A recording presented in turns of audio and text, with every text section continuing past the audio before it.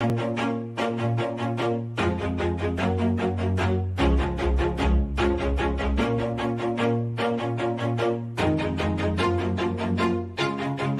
do it on my own, so I gotta get through it. And the only thing I know is to love what I'm doing. Never give up, never slow, till I finally prove it. Never listen to the no's, I just wanna keep moving. Keep my head up when I act, head up, that's a fact.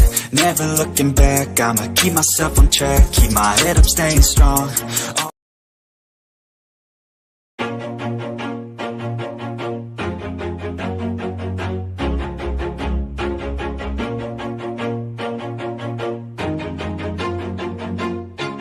Always do it on my own, so I gotta get through it. And the only thing I know is to love what I'm doing. Never give up, never slow, till I finally prove it. Never listen to the no's, I just wanna keep moving. Keep my head up when I act, head up, that's a fact.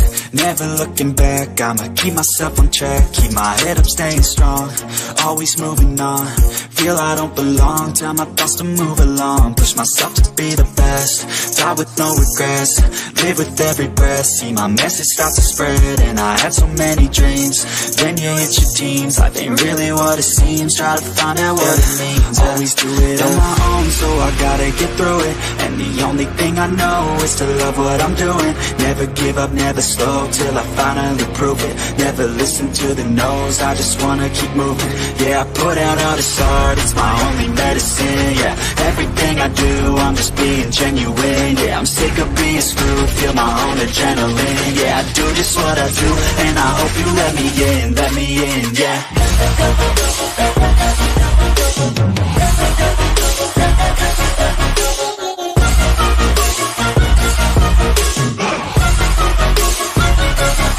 I'm grateful, oh yeah, able, oh yeah, I'm stable, oh yeah, no label, oh yeah, you know me, I have only the best. I'm lonely, but damn, I'm going to win. I don't want no fake love, I want the real stuff. Everybody listen up, cause I'll only say it once. I'm gonna show you all the path, if you want it bad. I'm gonna show you where it's at, yeah, how you can get it back. Yeah, cause I ain't never done, I'll be number one. Working hella hard until I get just what I want, yeah. Rises like the sun, yeah, fatal like a gun. Shooter's gonna shoot and I'm gonna shoot until I fall, yeah. Always do it on my own, so I gotta get through it. And the only thing I know is to love what I'm doing. Never give up, never slow, till I finally prove it. Never listen to the no's, I just wanna keep moving. Yeah, I put out all this art, it's my only medicine. Yeah, everything I do, I'm just being genuine. Yeah, I'm sick of being screwed, feel my own adrenaline. Yeah, I do just what I do, and I hope you let me in, yeah.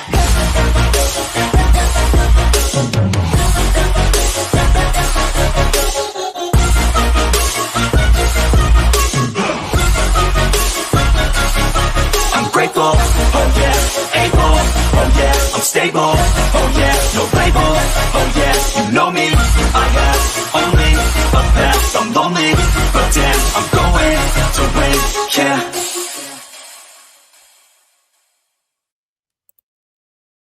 Hey everybody, good morning.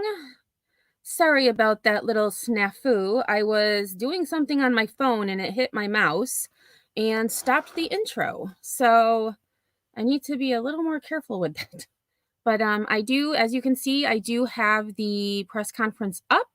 We're just waiting for it to start. So I hope everyone's Saturday morning has been going well. I'm usually not even moving by this time on a Saturday, but definitely want to hear some updates in this case. So while we're waiting, good morning to Wine, Crime, and Mayhem. Happy weekend, Emmy in chat, sending wishes for everyone's weekend to be amazing. I hope so. Oh, runs with scissors. It's still dark where you are? Oh my gosh. Yeah, and I believe it's next weekend we turn the clocks back for daylight savings time. So thankfully that will help it be a little bit more light in the morning when I'm going to work, but it'll get dark really early, which isn't fun. Hey, Reese Cup, Phoenix, good morning. Tribal gal, I've been thinking about you. How are things? Yes, and prayers for 18 souls. And like we had, Sinner was on panel with me last night, and like we had both agreed, also, um, for the family of the shooter who, are grieving in their own way as well. Um, I don't think, anyone thinks that a family member will do such tragedy and create such terror in a community. So, definitely thinking about everyone who has been affected by this atrocity. Good morning, Petunia. Hey, Queen Bella, how's it going? Go Bulldogs. Yeah, more coffee. So what happens is when I wake up in the morning, I make coffee immediately. Then I feed the felines. I drink some coffee. I do my Wordle, my daily Wordle from the New York Times, and then I go back to sleep usually. Obviously not weekdays because I have to go to work, but on the weekends I go back to sleep. And so my coffee, like whatever I didn't drink, I'll drink after I wake up the second time. So I still have a little bit of coffee left, but yeah. Oh, Queen Bella's packing up to head home from my grandchildren's house, maybe in and out. Okay, sounds good.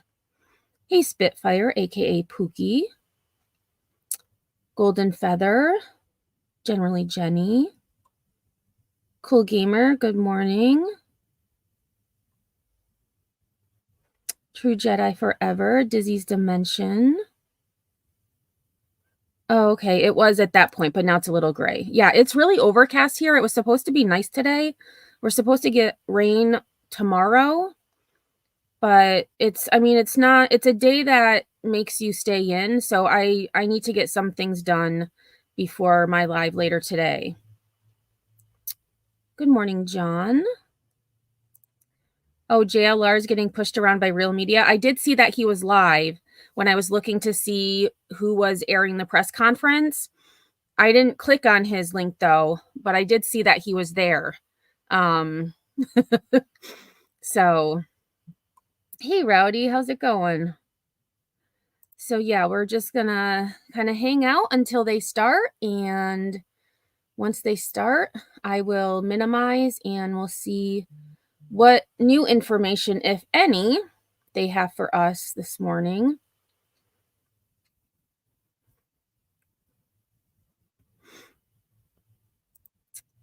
Oh, good, Tribal Gal. JLR was always in the safest places he could be. I saw some of his live. I got more info from T-Rev than local news. Really? And I know T-Rev was streaming JLR because I believe that, they become friends to some extent. So I used to watch T-Rev all the time. I really liked his coverage. He had like the multi-screens going on. And then during the Idaho 4, he started doing the call-ins. And I couldn't deal with the speculative comments that callers were making. Some of them didn't even know the case, and they're making, opinions that aren't very educated. But I'm glad to see that he's gone back to what he did in the past. So I'll definitely be checking him out again because, he made my car rides to and from work much more tolerable. So, hey, Lindsay, good morning. Oh, you saw it too, Wine, Crime, and Mayhem? I'm going to have to maybe check out his live of the press conference later and just see, because that's funny. Yeah, too many conspiracy theories. I agree. Oh, Tribal Gal, yes, but I did know he was dead before the news. Yeah, he was doing a lot of the spirit box stuff, but thankfully, he would make that a separate live, at least the ones that I watched. So, you could watch the ones about the case, and then if you wanted to watch the spirit box stuff, you could watch it on a different at a different time, not with the same live. I think, separating that is the best decision he made. Hey, Turtle. Yeah, generally, Jenny, and some are still talking about it every single day. And it's like, how much more is there to talk about?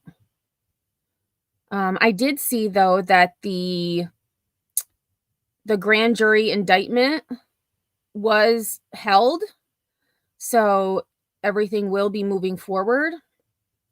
I did see that somewhere when I was, searching for stuff online. So yeah, and this morning my nephew has a football game, so my niece doesn't want to go. So my niece is going to come hang out with me. I'm not sure when, but I just told her that I would be live with the press conference. So, oh, well, actually, I just got a message from my sister, so she'll actually probably be here towards the end of the press conference. But she was cool with just hanging out, so. And then anybody have fun plans this weekend? I don't have any fun plans. Laundry, I need to clean my laundry room badly. I don't know what it is. Like I like doing laundry, but putting laundry away and folding it and organizing, I just don't want to do it. But that is my goal. Today is just to get at least the laundry room cleaned and vacuumed, all the dust bunnies sucked up.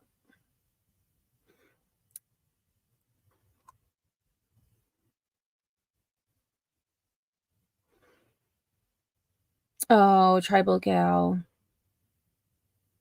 I'm so sorry. I can't even watch my besties on YouTube because everyone is talking about it. And this town is looking in grief, so quiet, so sad. A friend lost his son. I'm so sorry. And I like I've said, I can't imagine the grief. I can't imagine having that happen where I live. So I'm definitely thinking about everyone there. And I am planning a live probably tomorrow because I do have to get my thoughts and stories together for Matthew Shepard later today. So probably tomorrow early afternoon I will have a live on the victims of this terror and some of the survivors that witnessed it and who are going to need a lot of help, in my opinion, to work through the trauma of what happened. Hey, Evil Queen Yaya.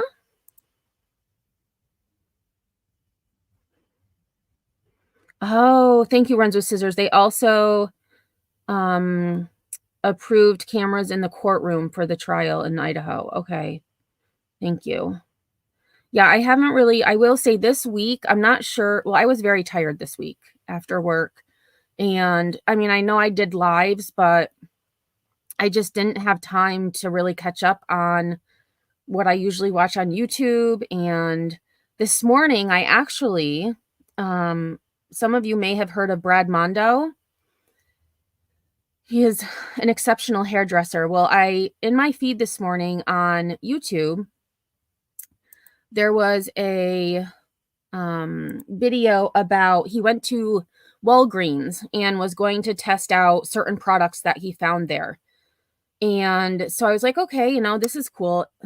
It was a 30-minute video that felt like it was only 10 minutes. And so I was like, oh, I wonder if he's got any more videos like this where he's trying out different product. And so I started watching one about curly hair routines. But then, I was scheduled to go live, so I have to finish up that video. But if you haven't checked out Brad Mondo and you like, he reviews do-it-yourself hair colorings or like bleaching fails. There's one video I watched, this girl had these huge mats in her hair that had been collecting for years, and just seeing, get her mats taken out. and it's just very entertaining. It makes time go really fast.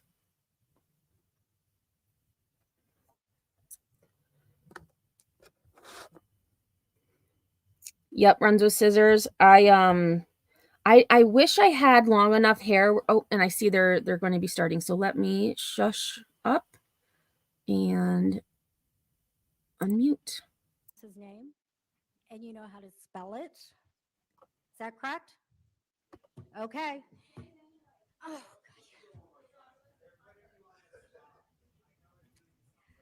Saucechuck, Michael Saucechuck, Saucechuck.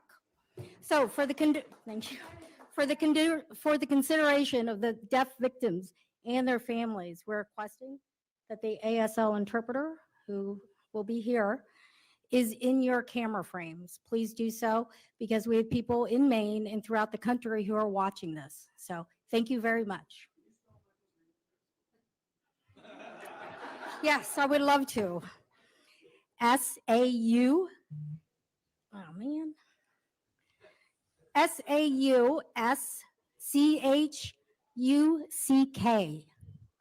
Okay, thank you all. Okay, so they're not starting yet, but I love that they have been reminding the media to have the ASL interpreter in frame, because again, very important, and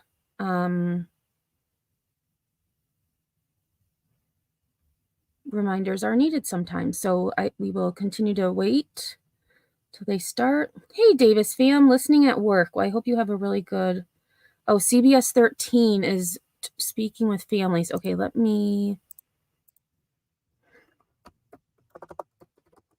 Thank you, Tribal Gal.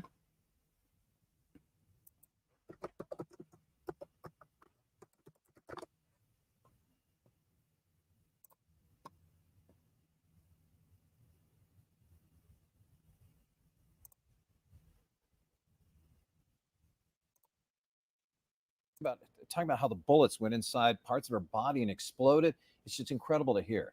It really is. We're hearing all morning long from survivors, victims of this. We are standing by waiting for a press conference to be held right now. You're taking a live look.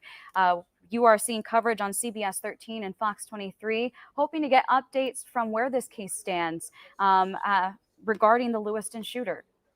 That's right. And we'd like to remind you a couple of broadcast deals as well. Of course, we're going to show you this press conference. That'll start pretty soon. It was supposed to start at 10 o'clock, but we're waiting for, of course, Commissioner Michael Saucechuck, who is with the Department of Public Safety, to come on. And also, we'd like to let you know is that we're going to have continuous coverage later on today. Join us at 6 o'clock. We're going to be online at WGME.com and Fox23Maine.com. Then at 7 o'clock, we're going to be on television live only on CBS 13. Again, join us online, WGB.com, Fox 23. Again, online only at 6. Then at 7 o'clock, we will be live on CBS 13. As we gear up for the press conference, we talk about the Lewiston shooting, and it's just, it's tragic. And it doesn't, a lot of people were thinking maybe we would stop our coverage after the suspect was found. Obviously not. We are continuing to heal. This is just the first step in this process. We are learning more right now that it's going to get underway, and we will continue our coverage, just like we said. And you can see a filled city hall right there with so many members of the media, whether it's local television stations, of course, local websites or newspapers. Also, a lot of national, of course, the networks are here, including CNN and many others. And also, you can see some of the law enforcement and also public figures that is there. We see Mayor, of course, Shalene from Lewiston is right there at the front. He was just taking some pictures with the yellow tie right there. You can see him to the left of the interpreter. And we're going to have more people, of course, showing up for this press conference that will start any time now at Lewiston City Hall. We have a lot of questions, I think, still coming in is how this happened, the time frame, how it was so close together from point A to point B. Also motives behind the Lewiston shooter. And Jeff, just when you hear from the victims and the survivors' responses, just you mentioned it earlier in our broadcast of having a plan ready to go when you are in situations like this. Yeah, absolutely. I mean, when you walk into any kind of public building, whether it's an arena or a movie theater just be aware, where your exits are. I yeah. feel like in Maine now, it's just going to be on everyone's mind all the time.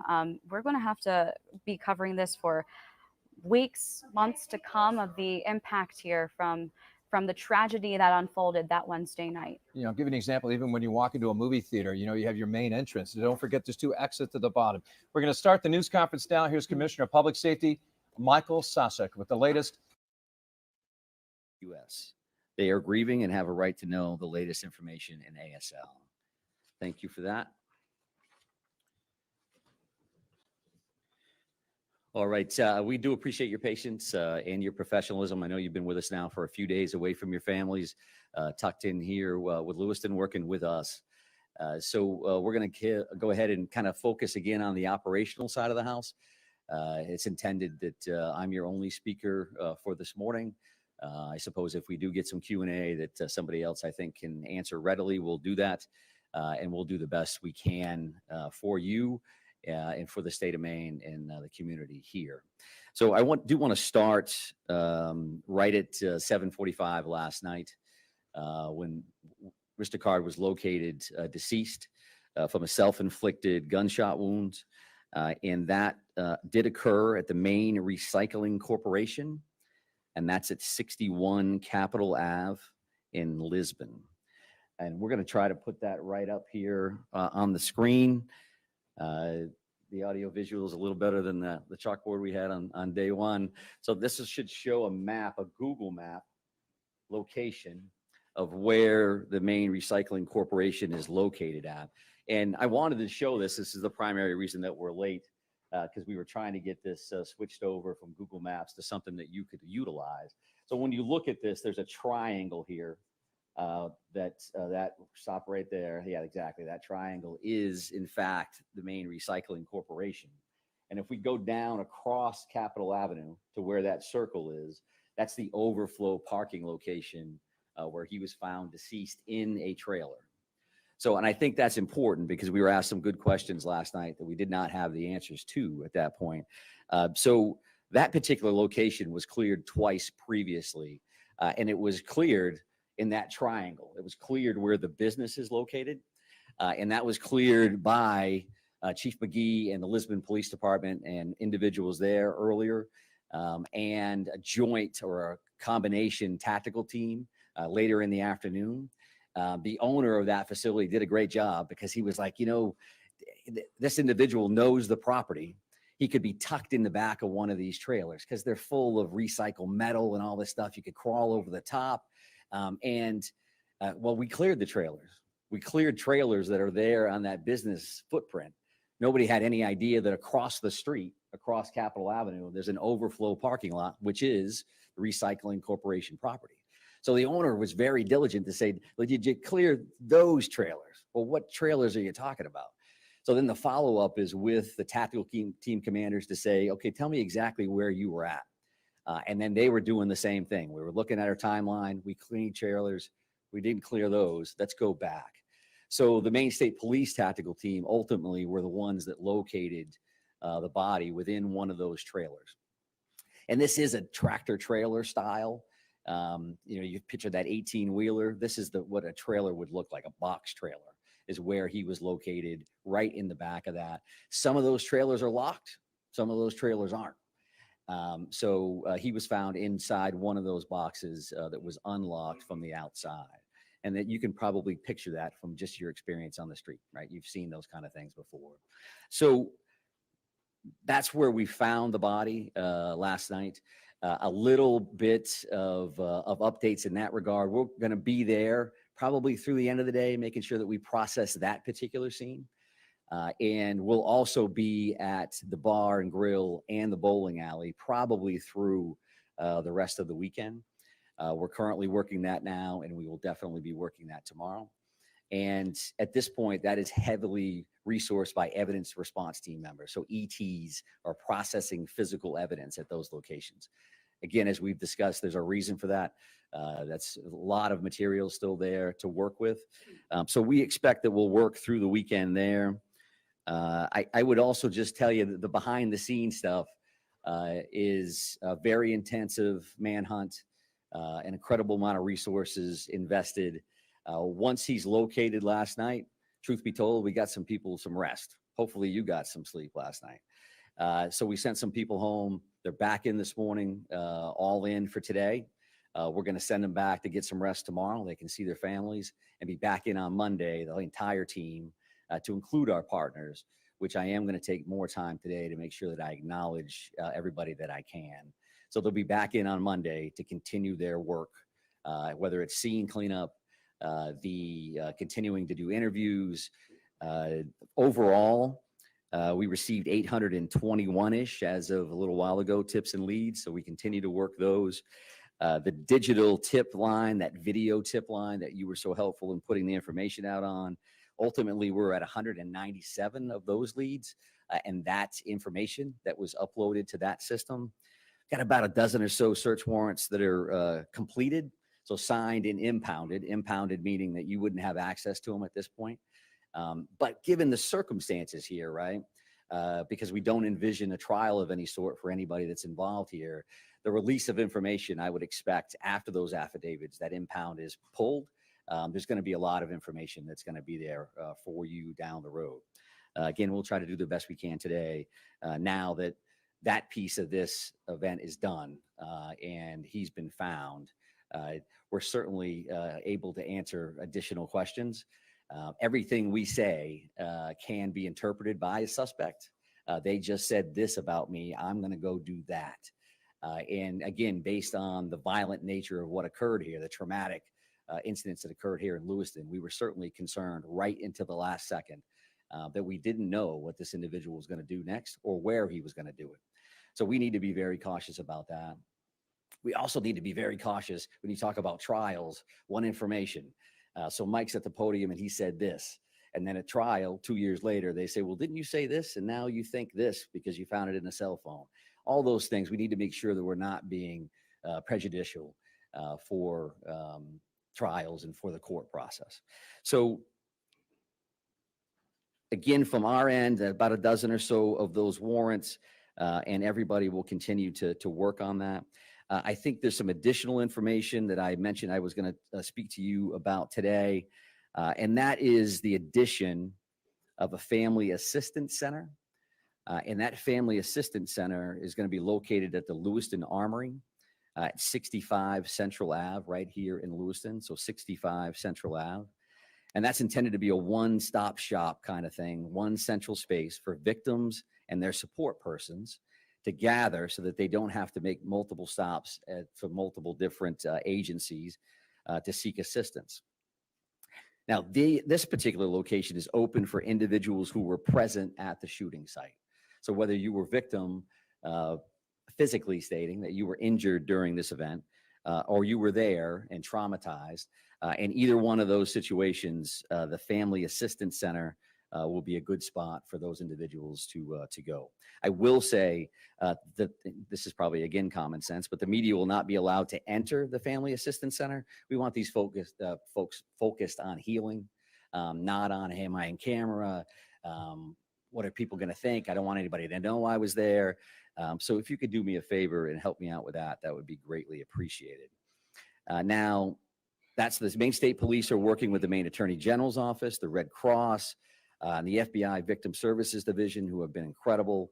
And they're opening that space. That space actually opened this morning at 10, and they're going to be operational for the foreseeable future from 10 a.m. to 7 p.m. at the Lewiston Armory at 65 Central Ave. A separate location or a separate site providing mental health assistance, and that's going to be located at the Ramada Inn here in Lewiston, and that's created for the larger community. So again, as we've discussed, you have the scene, but the entire city is a scene, right? People that are traumatized, I know somebody that knows somebody that knows something, or I walk by that, I've been to that bar before, I bowled there, that wasn't my night. But you want to talk to somebody about that. That's going to be at the Ramada Inn. So you're not necessarily a victim, a specific victim of what occurred, or somebody that was present when this occurred. And I mention that, and I mention that in this setting because as these things evolve, we have an investigation, and now this will slowly evolve over to a wellness and a resiliency conversation for the community and for the victims and others. And that's the information that we want to make sure that folks are getting so that they can receive the help that they need. I would also say that once we clear these scenes, and I want to make sure I acknowledge this individual, a Mike Halloran, who's a retired law enforcement officer out of Mass, owns a trauma service cleanup company.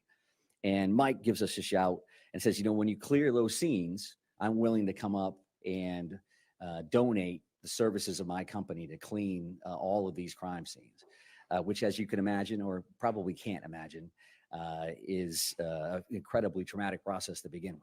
So we clear the scenes. We have all the evidence that we need. This company is going to come up, the Trauma Service Cleanup Company with Mike Halloran. They'll do the cleanups, and then we'll release those locations back to the owners so that they're not forced to deal with that first thing when they walk back into something, their hopes and dreams. I always wanted to open a bar, and they're going to be surrounded by the chaos that would have occurred that evening. So that will be the next steps there. So that's probably early next week. I gave you a little bit of information reference to the detectives, the major crime units, and all of our federal partners that are working with us there. We will be transitioning from our current command post back to the Lewiston Police Department. As you might imagine, the parking lot was a little bit different today than it was yesterday, right? So our command post, the next big step for the incident management team is to kind of demobilize. I think when these things happen, the first piece is we don't have enough people to do the work we need to do. And then the second piece is we have so many people to do the work that we can do. How can we track them? How can we feed them? Where are they at, and are they safe? So we're going to be fully invested in the demobilization of that location and the personnel that are involved throughout today and into tomorrow. So I do want to touch on a couple other questions that have been asked along the way. And with clearance from our prosecutors and our detectives, we're certainly more comfortable answering now based on the current outcome of what happened last night. So one thing, there's been a number of completely legitimate questions about a note that was found in his residence. So this is a paper style note.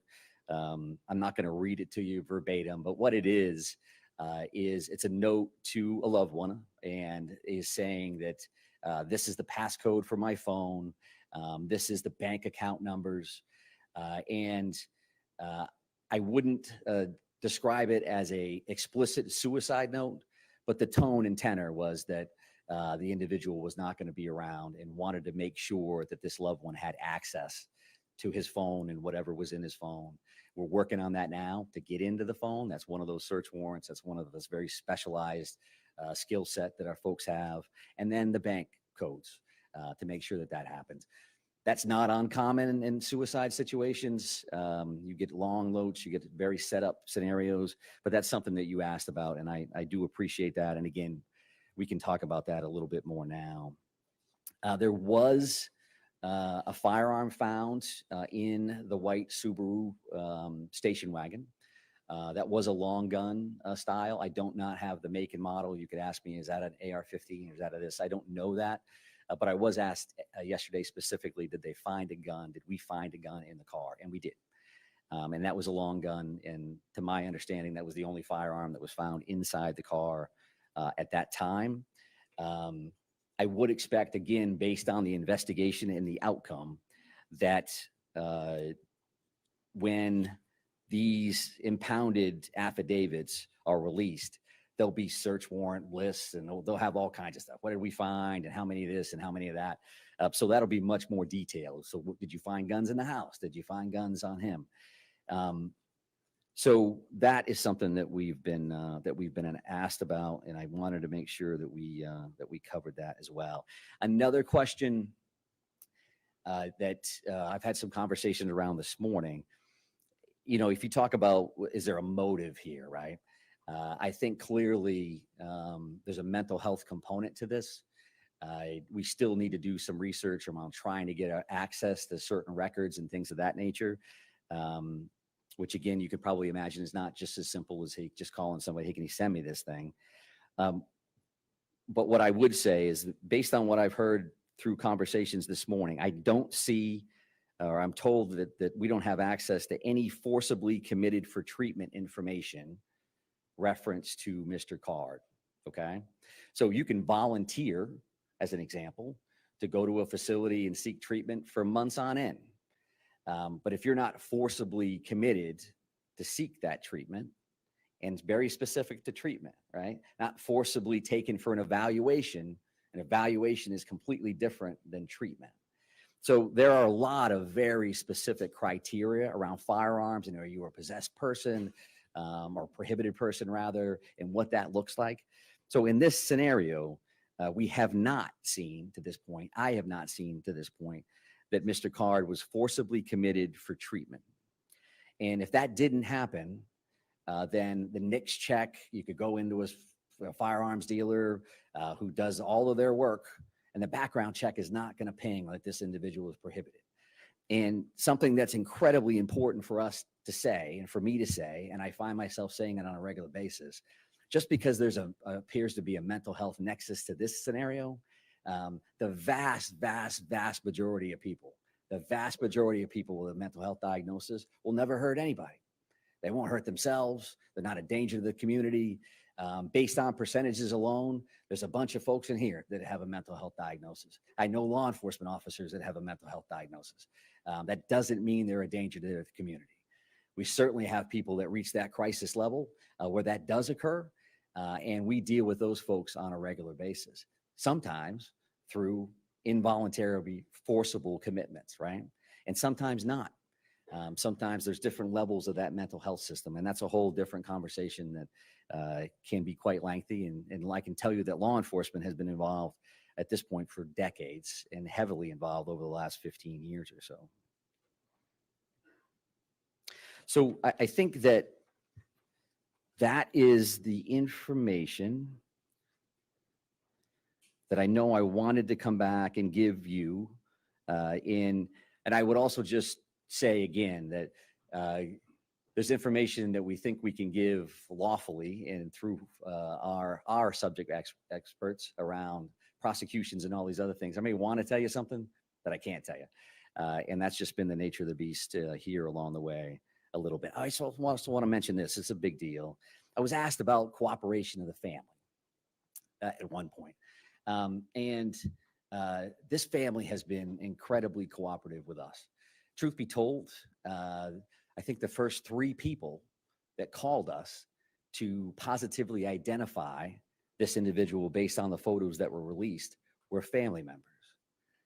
And unfortunately, what happens in a scenario like this is that this happens, they're connected to this family, and that family has taken a great deal of grief, to include threats, people hanging out at their houses, and saying, do they know? Is it their fault? Are they enabling? All of those things.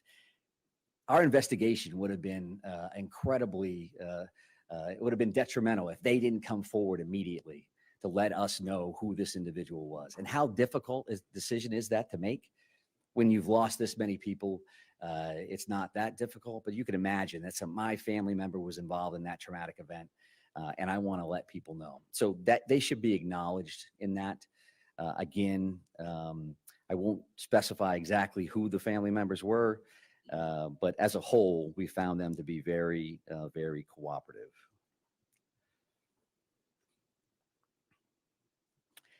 I will also state that, from an after action perspective, you can imagine that all of the law enforcement officers, the various agencies involved, the rest of the public safety world, we will be having a number of after action reports, lessons learned. We don't want this to ever happen to anybody ever again, but we've learned a lot as a state from other communities around the country where this has happened, other communities internationally where these things have happened, and they put out best practices, and this is what's happened, and what are we going to do next? So I would expect those things to continue. None of the entities that are involved in that, certainly not the Department of Public Safety, are regulatory authorities. Like, hey, we have the authority over what happened over here, and we're going to act on that. So there's a time and place for all of those things, to include that mental health system. There's a military component, there's all those different things, which has their own networks to regulate and make sure that they're checking their own processes. And I think that's rightfully so. So I think what I want to make sure I do And I want to make sure we switch that screen back over to that victim screen to make sure that we all remember why we're here and why we do the work that we do. And I also want to state that because I think when we leave here today, I'm not expecting future briefings or anything else. And I don't want to leave our partners out of this. I've discussed them every time we've talked. But if you talk about Chief McGee and the Lisbon Police Department, all the work that they've done, the strong focus on Lisbon, it kind of morphed over or Lewiston, and it kind of morphed over to Lisbon with the finding of the vehicle. But Chief McGee and his team and his community have really, really stepped up across the board. And they deserve a lot of credit as a strong partner of this entire thing. And you know, the New Hampshire State Police, I can't tell you, I mean, that helicopter was floating over us very, very quickly. And there is New Hampshire State Police and tactical teams and detectives, command staff members that came to us immediately, you know, across the board. From our federal partnerships, you know, what happens in these is that everybody's got incredibly long titles that are accurate and they mean a whole lot. But when you talk about the ATF, you talk about HSI, you talk about DEA, you talk about the FBI, you talk about, we're down to first name deals, right? So you talk about Kevin, you talk about Jim, you talk about Mike at HSI, you talk about Jody. That's who we are now, right? And it's going to be valuable in the future to have that first name basis in case something else happens, you know, across the board. And certainly the Maine State Police as the lead major crimes and investigators on this scenario have been in the forefront of this since the very, very beginning. And, you know, whether we have our elected officials here from various communities, we have IF&W, my fellow commissioner, Judy Camuso is here. Let's not forget that hunting is open today. That's, I want to make sure that we discuss that for sure. And I guess I would just close on that, on the acknowledgement again of Chief St. Pierre and the work that him and his team have done. They've made their community proud. They've made the state of Maine proud. And we're lucky to have them as part of the Department of Public Safety. So with that in mind, I'm going to try to do some Q&A. We'll see how this goes. I wrote myself a note. I'm supposed to repeat the question before I answer it because nobody can hear it. So right here, ma'am. We talked about the victims who were killed. What about the victims who were injured? What's their current condition, and can you identify? I can't identify any of the victims at this point. My understanding is the last update that I received that there was 3 people in critical care, and I don't have any more specifics reference to the remaining 10 in that scenario. And as you might imagine, these individuals passed away because of this crime, and these other folks have to live with the rest of their lives. So I'm not sure that they want to be identified in the sense. We've had victims' families with media members and others parked across the street. They feel nervous, they feel scared. So we're not in a position that we're going to identify them. And sir, right here. Yeah. Based on what you've learned so far, why did the suspects target the bowling alley and the bar? I would say that the mental health aspect of this, there's a piece of that where there's paranoia, there's some conspiracy theorist piece that I think what I've read and what I've seen is that the individual felt like people were talking about him. It may even appear that there were some voices in play here. And we don't believe that any of that is accurate. And I think that led him specifically back to those 2 specific locations. And it also led us to where's he going next? He used to work here, he used to be there. And what's that going to ultimately look like? So I think that's a valid question. Right here. Commissioner, can you go back to the recycling center? What was the suspect's connection to that facility? Was he a former employee? There was an employment relationship there at some point. I don't know if he was currently employed or not. And I don't think I'm in a position to answer that. I would kind of lean towards the business owner, and he's been part of this very forthcoming that got us back to that location to check. So I don't want to speak on his behalf of exactly where Mr. Carge or what his status was at the end. How long was he deceased? I don't know that yet. And I think that comes down to the autopsy in many ways. They say, you know, he passed away of this, cause and manner of death, and then they'll be able to give a range of some sort of how long he's been passed away. But I don't know how exactly tight that's going to be. But sir, did you have a question? Yeah, that was the one. All right, perfect. That's a twofer. Yes, ma'am. The discovery of the body, if there's apparent self-inflicted gunshot wound, the condition of the body when you found it, the actual discovery of finding him in that trailer? Yeah, sure. So, from a discovery standpoint of the status of the body itself, when you're talking about a few days, there's not a great deal of decomposition in that time frame. So it was a self-inflicted gunshot wound. I will tell you, there was a couple of firearms found at the scene. I won't be able to tell you exactly what that was.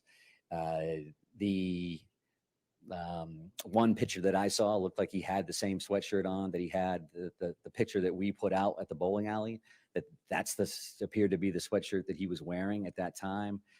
He was found closer to the sliding door component of the trailer, so he wasn't buried back further. When that happened, when he took his own life, I don't know the answer to that. And again, we'll probably have a range-ish from the medical examiner's office, but not something I know right now. Right here? Yeah. Can you help us understand anything that you know about his movements, how he was able to evade so many law enforcement partners for the amount of time that he was? Yeah, super question, right? So again, a bit of an anomaly from a scenario, right? We have two locations. He escapes both, parks his car someplace else. And I want that picture to stay up there. But if you looked at that Google map from the Lisbon location, but I'm going to screw up the boat launch terminology again. What is that again, Ryan? It's the Spanish River Bridge boat ramp, which is the entrance to the paper mill trail. So that trail actually runs from that boat launch all the way along the Androscoggin River, and you can see it on that Google map. So that comes all the way down along the river, and then that overflow parking lot is there, again, next to a business that he's familiar with as well. So there is a natural connection. Is that planned? Is that not planned? Is that a location of convenience? I don't know the answer to that, but that's kind of how that went down. But right in the back, man.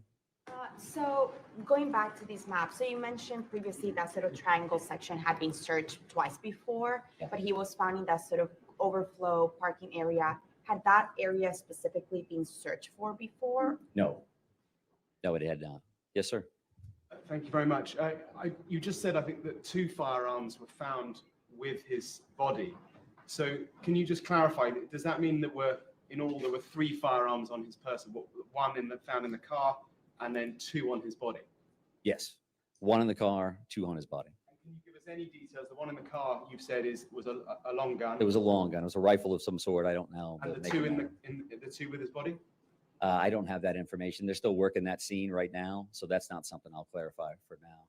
Right here, ma'am. I'm going to kind of work my way. I'm going to try to get to everybody if everybody's cooperative, and we'll try to get as many as we can. If any video or you saw any video of the suspect playing cornhole at the bar? And I just read my note that said repeat the question, which I haven't done yet. So could you ask that one more time? Can you confirm that you've seen video or there's video of the suspect playing cornhole at the bar? So is there video, or can we confirm that there's video of the suspect playing cornhole at the bar? No, I have not seen that. There's a lot of video yet to view from the locations, as well as those 197. I don't know how often this individual frequented the bar. If there's a timestamp on when that would have occurred, I don't know the answer to that at all. What about frequenting the bowling alley? I think that there's a connection to all of those locations. I think both of those spots, I will tell you from a community standpoint, a lot of people in this community were familiar with both spots, right? So this thing happens and everybody's like, I was there once before. My family visits that spot. So there was a lot of that was going on. And I do believe there's a connection, as if this gentleman had been in both of those spots. Want to give it another shot? Yeah, I got another question. We haven't talked a lot about what he was doing in the hours leading up to the shootings. Mm-hmm. Did he case the locations at all? Was he driving around? Can you shed any light on that? So we haven't focused a lot of time on the time frame leading up to the crimes themselves. And no, I really can't flesh that out. I do think that what happens from here is those neighborhood canvases, and we say, okay, so this happened. We know this call came in at 6:56. We know that call came in at 7:08.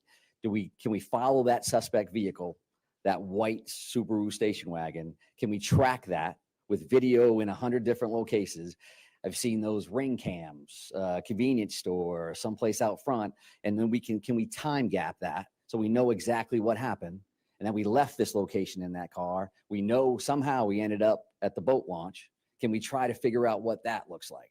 So I don't have any information. Was he casing the place that day, or clearly he had some knowledge of these locations previously, however. I'm assuming you're looking into that. Of course. Yeah, absolutely. That's part of that. Again, he's dead. We know where he's located at. We can start working with our victims. We can also start digging in on all of these other things. But sir? Yeah, so did you say that you don't know of any forcible mental health visits, or there were not any forcible mental health visits? There's none that I'm aware of. We've had people check that have told me that they haven't found those. So if they exist, I'm sure we'll continue to dig and try to find them, but I haven't found them. So for follow to that then, Yep. we're learning there may have been from a local source high up in law enforcement that we have. If you found that the yellow flag law should have been enacted, how will you hold those responsible? So that's a pretty good hypothetical from whoever your source is. We'll have to look at the actual snapshot in time. The yellow flag law in the state of Maine is very specific about an individual that's in protective custody from law enforcement to begin with.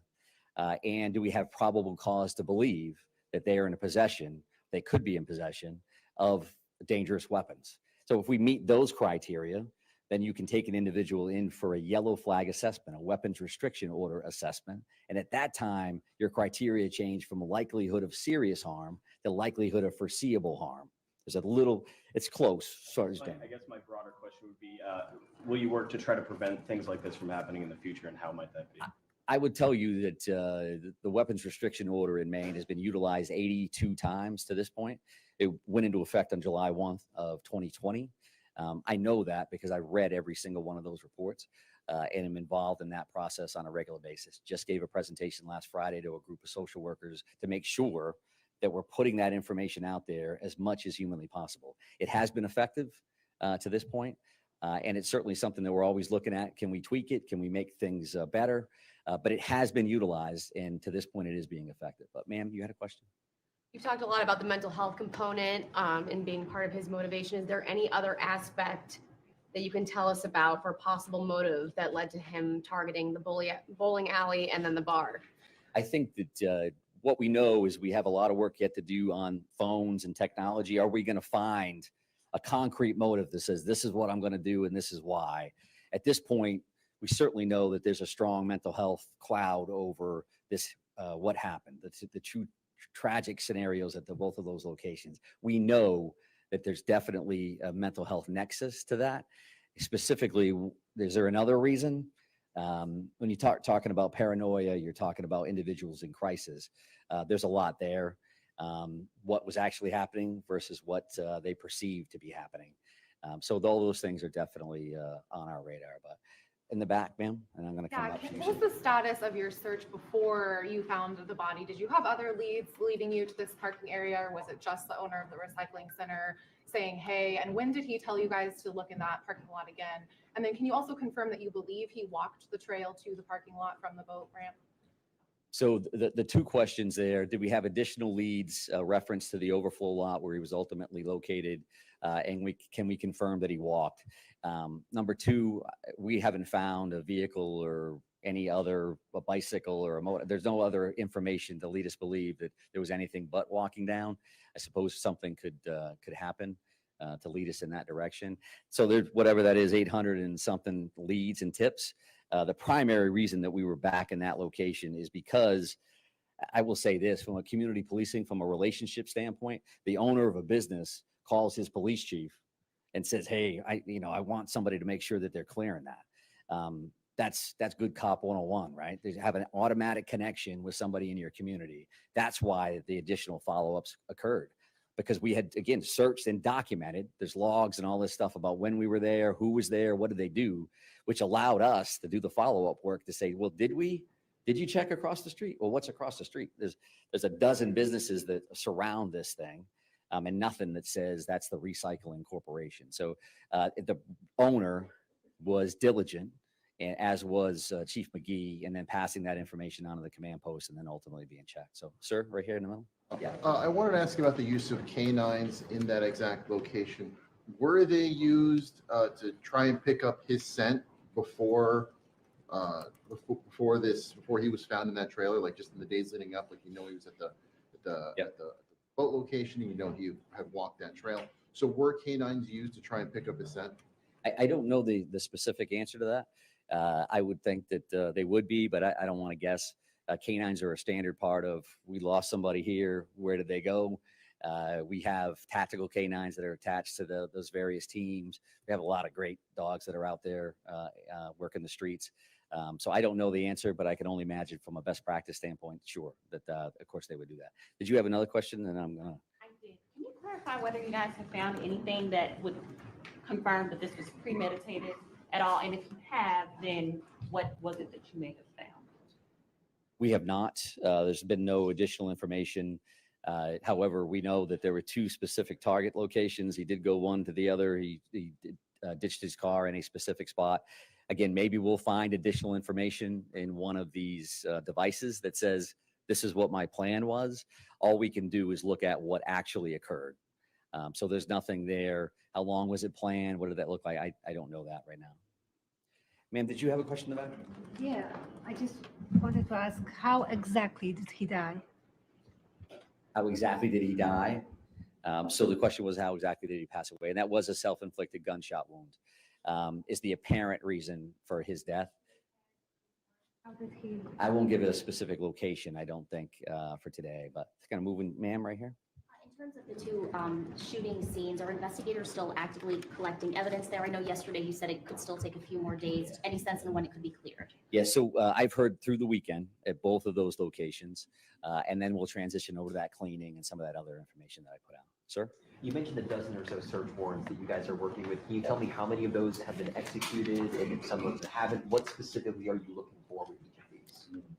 I don't have the information there because one may be a search warrant on a cell phone, right? One may be a house. So I don't have a breakdown of exactly what warrants are going where and what that looks like.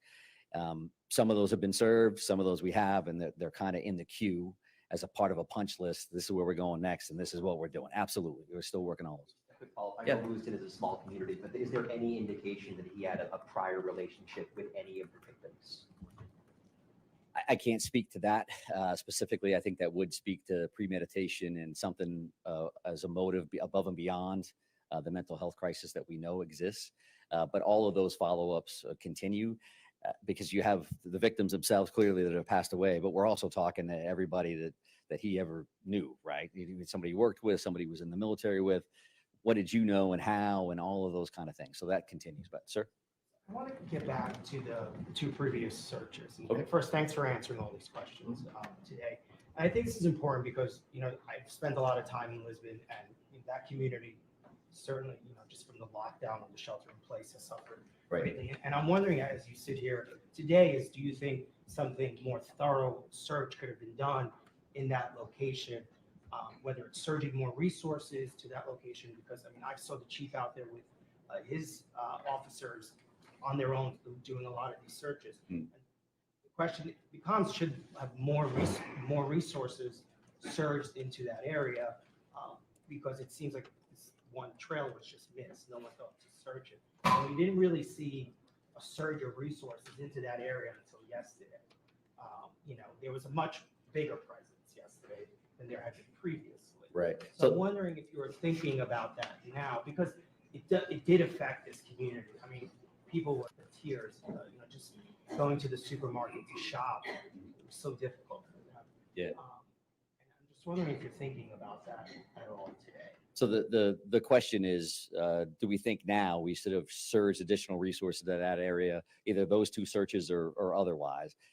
And I think we had a great deal of resources in play. I think we had resources all over the place, resources that maybe you saw, maybe you didn't see 24/7, 365 out on the street. I know that Chief McGee was working with fellow chiefs to bring him additional resources. I've seen that email string like, hey, we're trying to have 2-person cars from a safety perspective. We want to make sure that we're properly staffed across the board. Another incredibly positive aspect of this is that search that Chief McGee led was because one of his officers found an open door to that facility. Right. So that's what's happening.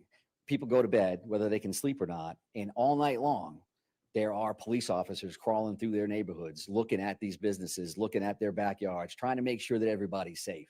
So I will, for the rest of my life, be, looking at this event and saying, could we done this different? Could we do that different? I think we had resources in play, and our hearts go out. The reason we do this work is because of the trauma that is caused to our communities, all communities, when these things happen. So it's a completely legitimate question, but not one that I think was resource intensive for that particular area. But sir in the middle, why don't you follow up? Go ahead. I'll give you that one. In those two searches, was it just the Lisbon police? No. Did you have other officers? Yep. So Chief McGee led that one search, and then there was also a combined tactical team that did an additional search.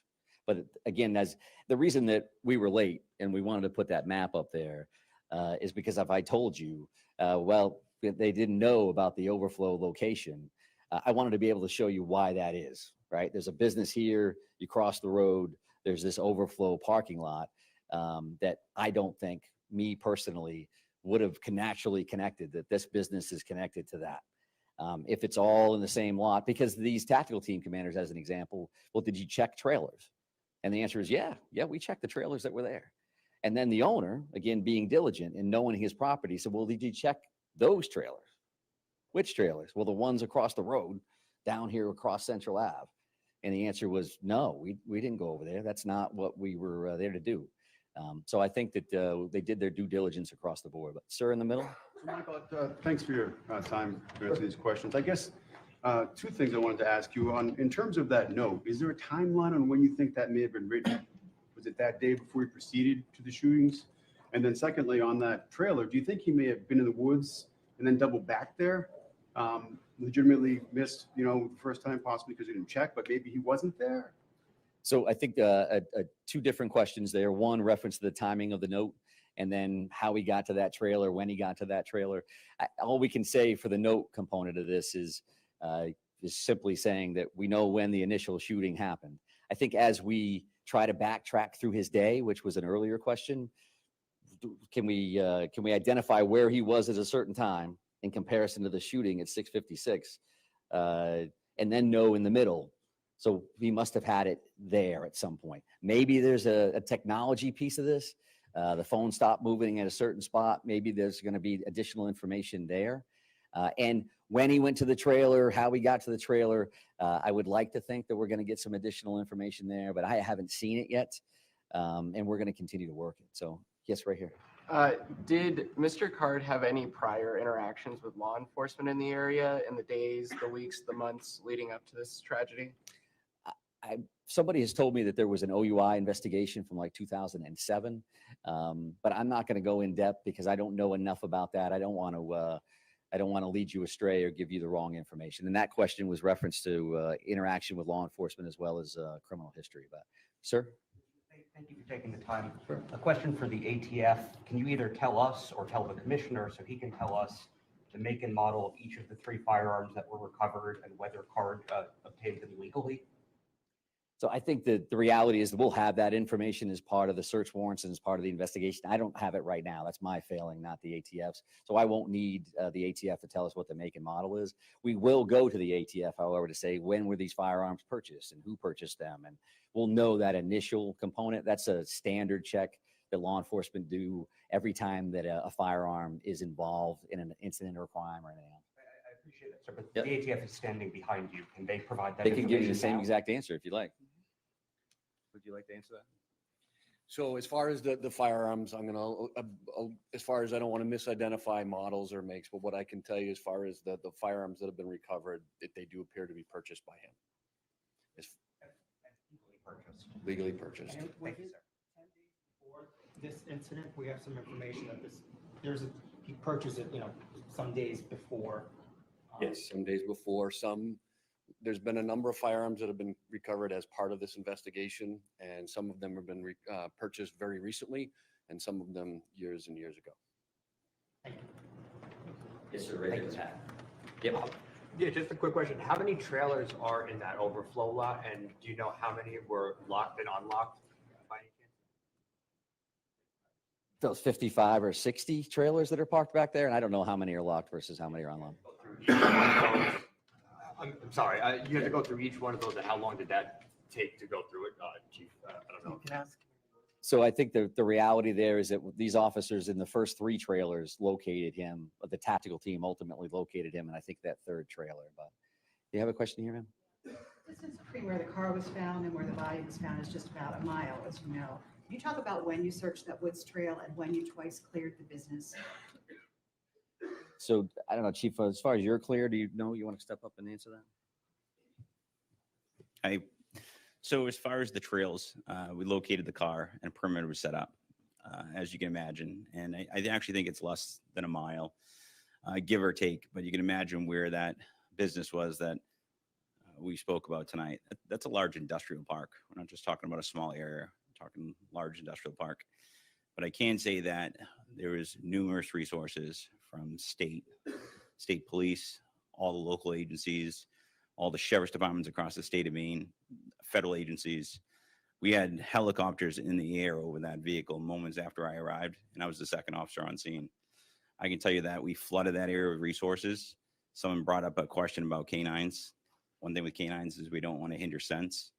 And I'm not going to get into all the details of the investigation, but I can assure you that there was a lot of teams that searched the area.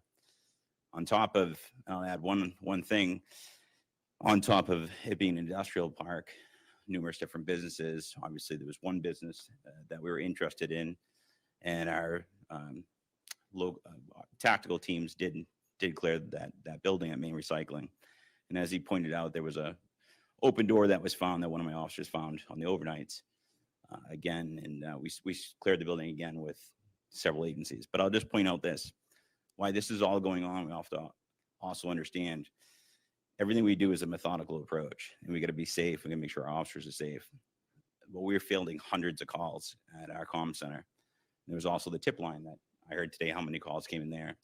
As you can imagine, it was an astronomical amount of resources being used across our community. Not everybody's in marked police cars. Not everybody's in full uniform. But there was a lot of resources from across New England that was here, including helicopters, moments after I arrived on scene when that car was located. So we used every resource that was available. And we were, I think it was this gentleman down here asked me, how long are you going to search for? Or do you expect to find him? Every officer there wasn't going home until we found the individual. Just to follow up, the commissioner said the business is twice cleared. Was it twice cleared on Thursday, once Friday, twice Friday? When was the business cleared? So Maine Recycling was cleared Thursday. It was cleared on Thursday. And then my officers, trying to think, I had like 3 hours sleep over the course of a few days. But it was in the middle of the night. I'd say it was 2:30, 3 o'clock in the morning. My officer found it, and we activated everybody to go to that area and got other resources. I was in constant contact with the state police tactical team throughout this. I was in constant contact with Lieutenant Keaton from the state police, did an outstanding job. Greg Roy from Maine State Police, outstanding job communicating information back and forth. My hat's off to the state police, because direct communication to me on my cell phone was great, and it was a coordinated effort. Everybody standing behind me from the federal level, Homeland Security, FBI, ATF. There was boots on the ground throughout the whole thing, assisting our agency. We all had a common goal to find him. It took 2 days, but we found him, and everybody could sleep good last night. So, just to clarify, searched on Thursday, then after midnight Friday? Yeah, I can't remember. It would have been, I can narrow down the timeline. I don't want to give you the wrong timeline, but it was hours after. It was in the middle of the night when they found it. So, yeah, that would be about. The business owner called you to tell you? Business owner actually called our agency. We ended up speaking to him. I followed up with him. I have spoken to him. Yes, that is correct. I have spoken to him. He did reach out to us with that information. Correct. What was that unsearched trailer? This trailer that may not have been searched. Not trailer. I mean, he's got an overflow lot of 55 to 60 trailers full of crushed up plastic and metal. This isn't a lot that's just all empty trailers. So I'm not going to get into more of the details on that. I mean, realistically, right now, we should all be really thinking about the victims. That we also should be, the suspect's family as well. We're very forthcoming to law enforcement, but we have all our national news and media partners here, and this tragic event that happened, that hats off to Chief St. Pierre and his agency. But right now, we want Maine to be remembered as the community that came together after this tragic event. I was on my way in this morning to this press conference, and I'm driving through Lisbon, and I see people walking the streets, people sitting on their porches, people waving thumbs up. It's what community is all about. So I'd say I'm not going to say too much more at this point. I'm going to put it back over to him, but moving forward, we just be thinking about the victims. Thanks. Can you tell us if there are any vigils planned over the next couple of days? Also, will students be going back to school starting on Monday? Will there be additional resources there? And lastly, is there going to be a heightened security presence in the town for the next coming? And to add to her, is there any resources? One at a time. All right. So first, answer your question about vigils. I do know one that at 6 o'clock tonight at the Rumbo site in Lisbon Falls, there's going to be a candlelight vigil being held there in Lisbon to remember the victims that tragically killed in Lewiston. As far as school, I'm still in communication with the superintendent of schools. I don't have an answer for you on that yet. And what was the other question? The other question was, is there going to be a heightened security presence? Yes. Yeah. We have multiple extra officers on. Yes. Your department, well, all of you all's department, you guys put in a lot of work. How are you all doing? And what resources are going to be made available, if any, for the people who are working on this case for days on end? I can tell you that personally, I can speak only for myself, but NAMI in Maine, as well as every crisis counselor, has reached out to me from my department. We are scheduling debriefs for my department. Elizabeth Police Department was heavily involved as soon as it happened to go up and assist Lewiston right at the scenes. So I want to get those officers some assistance, but as you can imagine, nobody on my department wanted to go home until we found that individual. And I pretty much had to force them to go home and take a nap. So. Could you describe the moment that your officers opened that door, that trailer? Like, how did they make the positive identification? Just take us. I won't be able to comment on that because we weren't involved down the trailer. So I'm going to put it back over to the. Thank you. I appreciate that. So the Maine State Police Tactical Team are the ones that located this individual. And again, because of the appearance, the facial hair, the clothing, the circumstances, they were communicating back to Major Crimes. What are we all comfortable with in order to ID this individual positively and say, so we could come and say that this individual has been found and he's deceased and this is how he passed away. So that part of that identification process is pretty standard. And that's the process that we followed here. As soon as we knew that, the very first call that we made was to Chief St. Pierre to notify him that, again, that next level can occur. I'm going to take one more question, and it's going to be from you. Understanding that there has been no forcible commitment to any kind of mental institution, can you tell us anything that you know about voluntary self-commitment that he may have had? So the question is stating that there's no forcible commitments. Do we know of anything that's on the voluntary side? I know that we're seeking records and we're trying to determine if, in fact, that happened. What did it look like? There are reports out there that it did involve the military, his military unit. We don't have ready access to that documentation. So we're following up on that like we would with everything else. But I really, really do appreciate everybody's time, your patience, your professionalism. Thank you for taking care of our community. Thank you very much. Take care.